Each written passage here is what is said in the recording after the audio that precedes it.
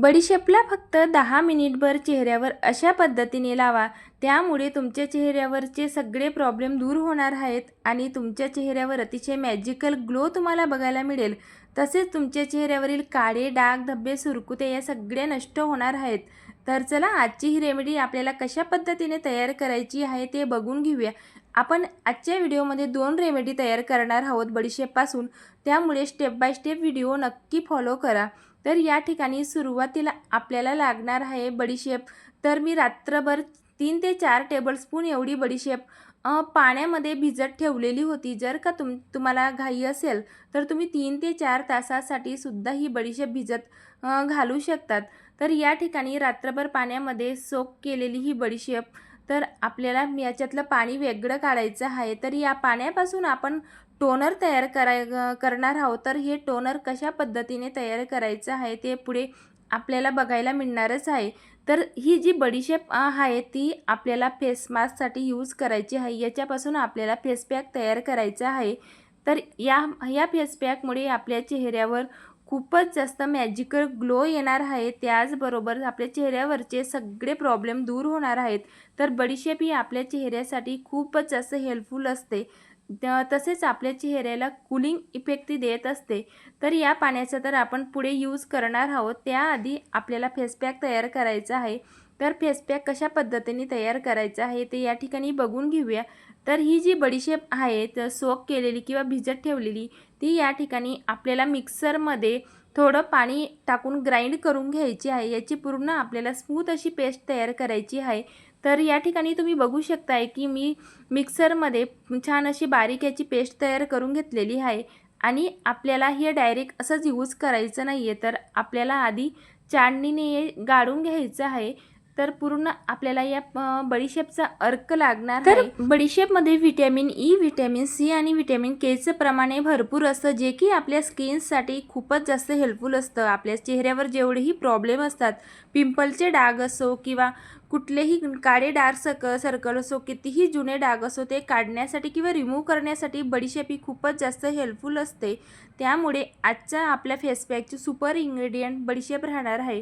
त्यासाठी आपल्याला आता हे बडीशेपचं सगळं पाण्यातला अर्क आपल्याला काढून घ्यायचं आहे आणि यामध्ये आपल्याला फेस पॅक तयार करायचा आहे। तर या ठिकाणी बघू शकताय तुम्ही घट्ट असं याचं पाणी निघालेलं आहे।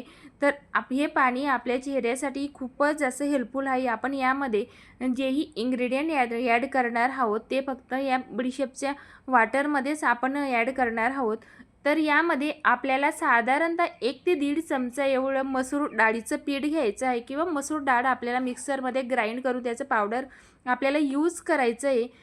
तर नेक्स्ट म्हणजे या फेस पॅकसाठी आपल्याला लागणार आहे कस्तुरी हळद। तर या ठिकाणी कस्तुरी हळदचाच वापर करायचा आहे, कारण किचनमधली हळद कधीकधी आपल्या चेहऱ्यावर रिॲक्शन देखील करू शकते। त्यामुळे कस्तुरी हळदचा किंवा आंबे हळदचाच आपल्याला वापर करायचा असतो। तर नेक्स्ट म्हणजे यामध्ये आपल्याला ॲड करायची आहे मुलतानी माती, जे की मुलतानी मातीचं पावडर असतं, जे ऑर्गॅनिक असतं तेच या ठिकाणी यूज करा, कारण यामुळे तुमच्या चेहऱ्यावर तुम्हाला रिझल्ट खूप लवकर बघायला मिळेल।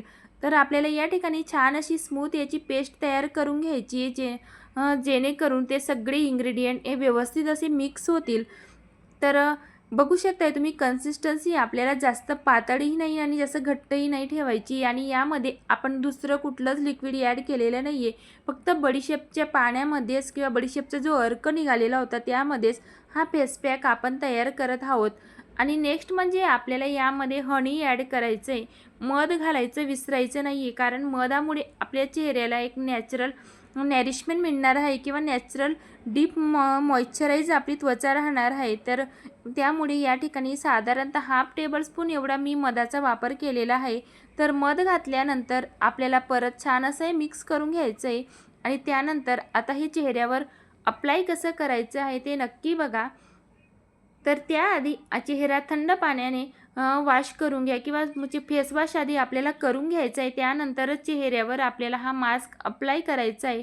तर आपल्याला सर्क्युलर मोशनमध्ये किंवा लोअर टू अप्पर डायरेक्शनमध्ये हा फेस पॅक चेहऱ्यावर अप्लाय करायचा आहे आणि चेहऱ्यावर लावल्यानंतर आपल्याला चेहऱ्याला मसाज करायची नाही आहे। तर असंच आपल्याला 15 मिनिटासाठी हा मास्क लावून ठेवायचा आहे, जेणेकरून आपल्या चेहऱ्यावर खूपच सुंदर असा कूलिंग इफेक्ट यामुळे आपल्याला जाणवत असतो आणि त्याचबरोबर आपल्या चेहऱ्यावरील जे ओपन पोर्स असतात ते देखील बडीशेपमुळे श्रिंक व्हायला मदत होते आणि आपल्या चेहऱ्यावरची जेवढीही डेड स्किन असते किंवा सुरकुत्या असतात ते देखील कमी व्हायला मदत होत असते.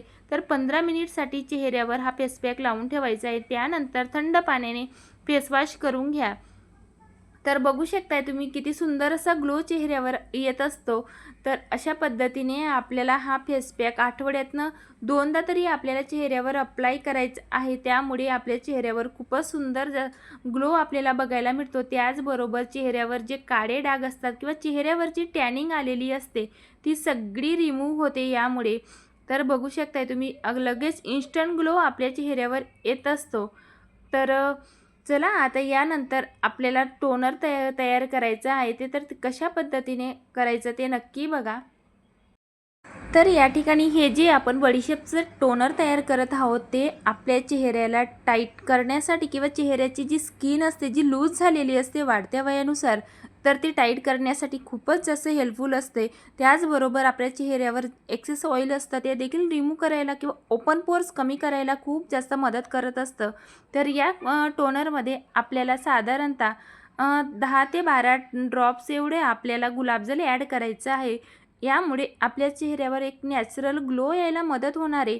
तर आता या ठिकाणी एक स्प्रे बॉटल मध्ये आपल्याला हे ट्रान्सफर करून घ्यायचे. जर का तुमच्याकडे स्प्रे बॉटल नसेल तर तुम्ही एका काचेच्या कंटेनरमध्ये हे टाकून ठेवा आणि अप्लाय करायच्या वेळेस एक कॉटन बाउलने किंवा कॉटन पॅडने तुम्ही चेहऱ्यावर ते अप्लाय करू शकतात. तर माझ्याकडे अशा पद्धतीने ही स्प्रे बॉटल आहे त्यामध्ये मी हे टोनर टाकून घेतलेलं आहे आणि आता हे चेहऱ्यावर अप्लाय कसं करायचं हे देखील आपण बघून घेऊया. तर हे खूपच असं इफेक्टिव्ह असं टोनर आहे आणि हे आपण साधारणतः 15 ते 20 दिवसपर्यंत फ्रीजमध्ये स्टोअर करू शकतो. तर साधारणतः 15 दिवसासाठी मी हे टोनर तयार करून ठेवलेलं आहे आणि आता हे चेहऱ्यावर अप्लाय कसं करायचं ते नक्की बघा. तर आता या ठिकाणी आपल्याला चेहऱ्यावर स्प्रे करायचं आहे. तर पूर्ण चेहऱ्याला छान असं आपल्याला टोनिंग करून घ्यायचं आहे आणि यामुळे चेहऱ्यावर लगेच इन्स्टंट ग्लो देखील येतो आणि आपल्या चेहऱ्यावरची सगळी स्किन ही क्लीन होत असते. तर तुम्ही चेहऱ्यावरील मेकअप रिमूव्ह करण्यासाठी देखील या टोनरचा वापर करू शकतात. तर हे टोनर आपण रात्री झोपेच्या आधी देखील यूज करू शकतो. तर रात्री झोपेच्या आधी ज्यावेळेस आपण स्किन केअर करतो त्यावेळेस या टोनरचा वापर नक्की करा. यामुळे तुमच्या चेहऱ्यावर जेवढे देखील प्रॉब्लेम असतील ते तर दूर होणारच आहेत. त्याचबरोबर सकाळी तुम्हाला तुमच्या चेहऱ्यावर खूपच जास्त ग्लो बघायला मिळेल. तर यानंतर टोनर अप्लाय झाल्यानंतर आपल्याला चेहऱ्याला मॉइश्चरायझर लावायचं विसरायचं नाही आहे. टोनर अप्लाय केल्यानंतर डेली स्किन केअरमध्ये मॉइश्चरायझर नक्की लावा. त्यामुळे आपली चेहऱ्याची त्वचा ही खूपच जास्त हायड्रेट राहते आणि चेहऱ्यावर एक नॅचरल ग्लो यायला देखील मदत होत असते. आपल्या डेली स्किन केअरमध्ये टोनर, मॉइश्चरायझर आणि सनस्क्रीन लावायला आपण कधीही विसरायला नको. यामुळे आपल्या वाढत्या वयातसुद्धा आपल्या त्वचेची जर का आपण अशा पद्धतीने काळजी घेतली तर वाढत्या वयातसुद्धा आपली त्वचा ही खूपच जास्त सुंदर राहते आणि आपल्या चेहऱ्यावर जे वाढत्या वयाचे जी एजिंग सीन्स आपल्या चेहऱ्यावर दिसतात ते अजिबातही दिसत नाही आणि सुरकुत्या देखील कमी व्हायला खूप जास्त मदत होत असते. तर या ठिकाणी ग्लो तुम्ही बघू शकता खूपच सुंदर असा ग्लो येत असतो चेहऱ्यावर. तरी मग तुम्ही देखील नक्की आठवड्यातनं 2दा ही रेमेडी फॉलो करा आणि टोनर तुम्ही डेली यूज करा. तर तुमच्या चेहऱ्यावर देखील असाच मॅजिकल ग्लो तुम्हाला बघायला मिळेल. तर चला आजची ही रेमेडी जर का तुम्हाला आवडली असेल किंवा आजचा हा व्हिडिओ थोडा जरी तुम्हाला इन्फॉर्मेटिव्ह वाटला असेल तर मला कमेंटमध्ये नक्की सांगा आणि लाईक करायला विसरू नका. चला तर मग भेटूया नेक्स्ट रेमेडीसोबत. बाय.